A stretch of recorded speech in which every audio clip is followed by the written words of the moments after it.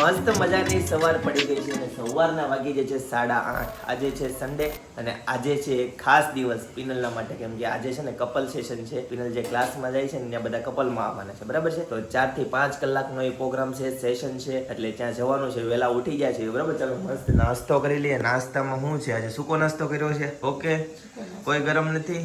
Okay, સરસ. ચાલો, good morning. Good morning. જય શ્રી કૃષ્ણ. જય યોગેશ્વર. જય સ્વામિનારાયણ. બરાબર છે. બરાબર. ઘણા લોકોને બરાબર ગમે છે, એમ કહે છે કન્ટિન્યુ રાખજો, એ તમારી સિગ્નેચર છે, એનાથી જ તમારી આમ ઓળખાણ છે, બરાબર છે ને. અમુક લોકો એમ કહે છે राइट, सच्ची बात है. और इस साइड रख दिया है कुकर, प्रेशर कुकर जी. इसमें क्या कुक हो रहा है? बटेका, चेणा भाई. चेणा बफाई છે ભાઈ, દેશમાંથી ચેણા આવી ગયા છે, એટલે છે ને મસ્ત મજાનો નાસ્તો ચેણાનો થવાનો છે. હા, ઓકે જી, સરસ, દેશી. બરાબર છે. ચાલો મસ્ત ફર્સ્ટ ક્લાસ નાસ્તો કરી લઈએ ભાઈ. હેતાંશભાઈ ને મૂકીને જવાનું છે. જે સન્ડે નો દિવસ હેતાંશભાઈ નો કેમ રહી છે એમ ને. હા,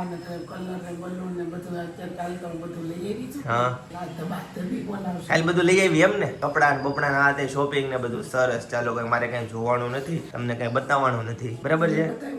બતાવ્યું તો ઓકે જી, સરસ.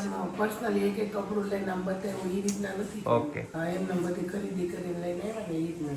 ઓકે, સરસ. ચાલો, ગુડ. મસ્ત ફર્સ્ટ ક્લાસ નાસ્તો કરી લઈએ અને ફટાફટ સેશન માટે રવાના થઈએ. અને ત્યાં જો શૂટિંગ દૂર છે ભાઈ, અહીંથી છે ને કલાકનો રસ્તો છે, બરાબર છે. એટલે ત્યાં જો વિડીયો પોસિબલ હશે ને તો હું તમને ત્યાંની ક્લિપ ઉતારીને ત્યાંનો માહોલ બતાવીશ, કઈ રીતનું સેશન છે. નહીં વાંધો આવે. પિનલ એવું કહે છે નહીં વાંધો આવે, પરમિશન ગ્રાન્ટેડ ભાઈ. પિનલ હોય ને એટલે પરમિશન બધી પાસ કરાવી નાખે. બરાબર છે મેડમ પાસેથી. રાતે મહેમાન આવ્યા ખબર છે તમને? રાતે મહેમાન આવ્યા ખબર? સંગીતા માસી મારા કોઈ ઘરે રાતે 12 12:30 મહેમાન આવ્યા. કાલ રાતે 12 12:30 મહેમાન આવ્યા. હવે આપણે અડધી કલાક બેઠા છીએ. હા, રાઈટ. ઈ ખુદ એમ કહેતા તમારે 12:30 મહેમાન આવે, 12 વાગે મહેમાન આવે, પહેલી વાર બન્યું છે. હા, એમ કહેતા હતા પહેલી વાર બન્યું છે. રાઈટ. બર્થડે હતો દીપકભાઈનો. હા, એટલે બધા ભેગા થયા હતા. મમ્મી તમે આ બાજુ શું કરો છો? તત્વજ્ઞાન વાંચે છે મમ્મી. સરસ. ચાલો, મસ્ત નાસ્તો કરી લીધો. તો ગાઈઝ, આજના બ્રેકફાસ્ટમાં છે ચેવડો, બિસ્કિટ અને ગરમા ગરમ ચાય. અને ગઈકાલે જે મહેમાન આવ્યા હતા ને, એ મહેમાન આવ્યા નહોતા ને પરાણે લાવ્યા હતા ભાઈ. શેરીમાં દેખાઈ જતા ને પરાણે તેડાવ્યા હતા. એ કે 12 વાગે નો હોય. હા, એટલે એને છે ને પરાણે છે ને એને લઈને આવ્યા હતા, ઉપર આવો ને આવો એમ. તો ગાઈઝ, અનેરી ફાઇનલી આવી ગઈ છે. ગુડ મોર્નિંગ, જય શ્રી કૃષ્ણ. ટેડી લઈને બે ગઈ છે, ઊભી નથી થતી. તો હું આ ટેડી નવી છે? અચ્છા, હા. શું ખાવું છે એને?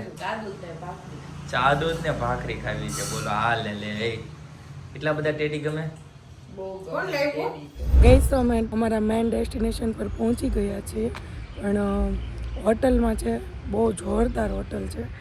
જો આ રીતની આખી છે ને હોટલ છે, આમ ડાઇનિંગ હોલ ને આ બાજુ છે પાણી, અને પાણીની વચ્ચે છે ને ડિનર ડાઇનિંગ મૂકેલા છે. અહીંયા જોરદાર લોકેશન છે નહીં શિવાંગી? આ કઈ હોટલ છે?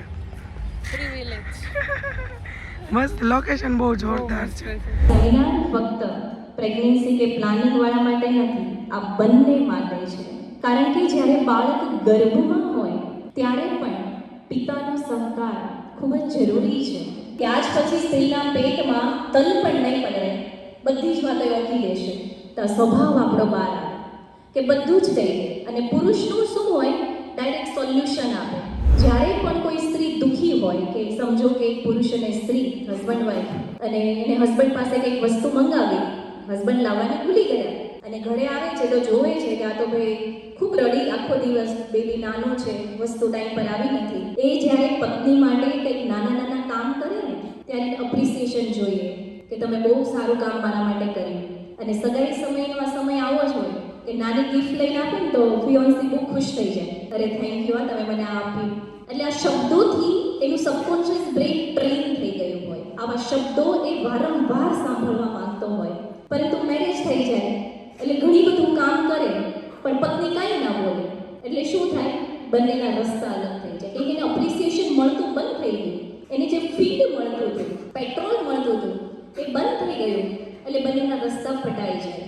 અને જ્યારે કોઈ સ્ત્રી એને કહે છે કે મને આ વસ્તુ તમારી નથી ગમતી અથવા તો આ વસ્તુ ગમે છે, તો એ સાંભળે છે એવું નથી. તો ખાસ કરીને આ વાત યાદ રાખવી કે જ્યારે પુરુષ ફ્રસ્ટ્રેટ થાય છે ને ત્યારે એકાંત ચાહે છે, એને છંછેડવાનો નહીં. બરાબર છે? એને જો તમે છંછેડશો તો એ તમારા પર હાવી થઈ જશે. કે જ્યારે પણ એ દુઃખી હોય, એને ગુસ્સો આવી ગયો હોય, ત્યારે એને છંછેડવાની જગ્યાએ ફક્ત ને ફક્ત એની સાથે બેસો. કોઈ પણ સલાહ સૂચન ના આપો. પુરુષનો સ્વભાવ હોય કે જ્યારે પત્ની એને સલાહ સૂચન આપે ને તો એ સાંભળે ખરો પણ એને ગમતું ના હોય. રાઈટ? એટલે આ એક મોટો પ્રશ્ન છે. અને જ્યારે બહુ સલાહ સૂચન આપે ને ત્યારે હસબન્ડને એવું થાય કે મારામાં કાંઈ છે જ નહીં, એટલા માટે આ મને સલાહ આપી રહી છે, પોતે ડાઉન ફીલ કરે.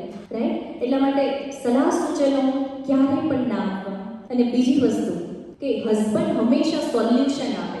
એક્ઝામ્પલ, અહીંયાથી વડોદરા સુધીની સફર હોય તો પુરુષ ડાયરેક્ટ સોલ્યુશન ગોતે, ડેસ્ટિનેશન જોવે કે વડોદરા પહોંચવાનું છે. અને સ્ત્રી શું કરશે? ટહેલતી મહેકતી બોર્ડ્સ વાંચશે, બેનર વાંચશે, આજુબાજુના રસ્તાઓ જોશે, એન્જોય જ કરશે.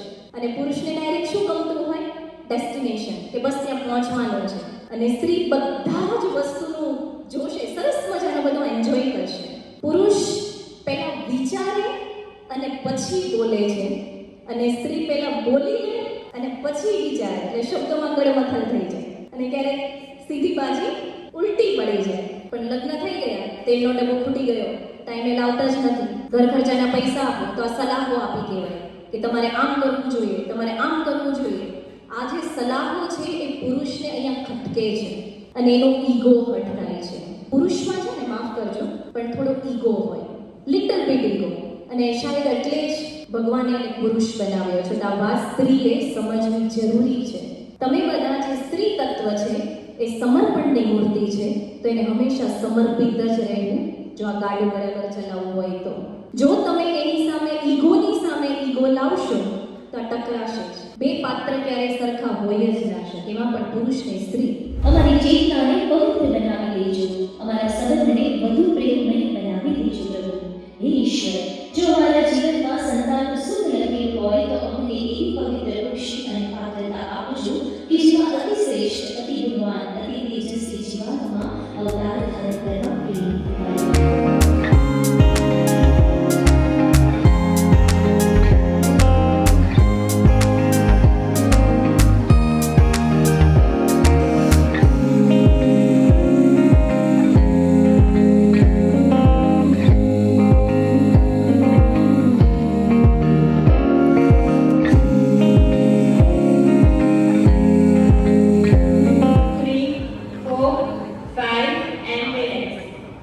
બધા હસબન્ડના ની નીચે ટચ હોવા જોઈએ. હા, બધી મમ્મીના તો છે જ, હસબન્ડના ટચ કરવાની. ચલો પાછું, નીને નીચે ટચ કરો, ઘૂંટણ સીધા કરો, નીચે દબાવો બધા ઘૂંટણ. મમ્મી આગળ બેન્ડ થાવ, આગળ વાઇટ બેન્ડ થશે.